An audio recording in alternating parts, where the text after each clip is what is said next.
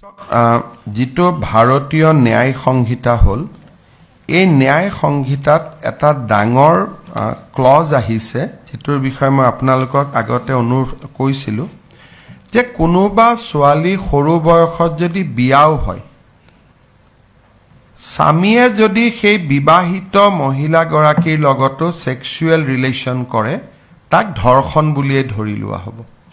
এইটো বৰ্তমান ভাৰতীয় ন্যায় সংহিতাত কোৱা হৈছে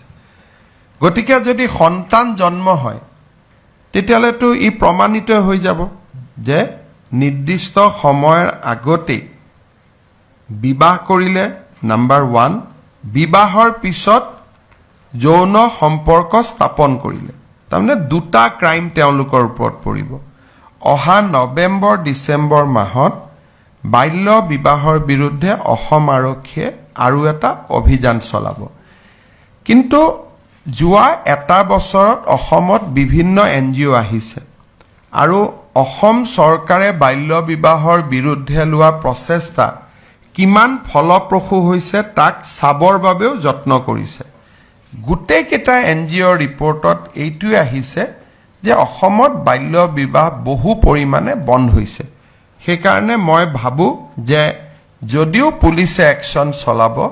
প্ৰথম বছৰত আমি যিমান লোকক গ্ৰেপ্তাৰ কৰিছিলো সিমান লোকক আমি হয়তো এবাৰ গ্ৰেপ্তাৰ কৰিব নোৱাৰো আৰু ইয়াৰ মাজত বহু কেইজন সৰু বয়সতে বিয়া কৰোৱা স্বামীক বিভিন্ন আদালতে পস্কো আইনৰ অধীনত কাৰাদণ্ড দিছে এটা সময়ত ইয়াত এটা প্ৰচাৰ হৈছিল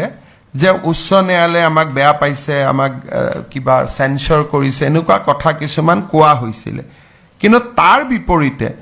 যোৱা এবছৰত আমাৰ বহু কেইখন ন্যায়ালয়ে বাল্য বিবাহৰ ক্ষেত্ৰত পুলিচৰ সপক্ষে ৰায়দান কৰি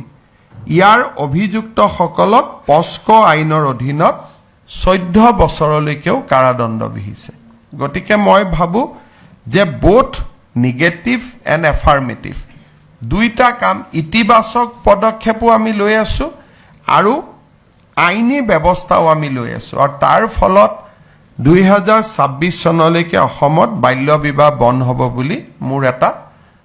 ধাৰণা বা অভিমত আছে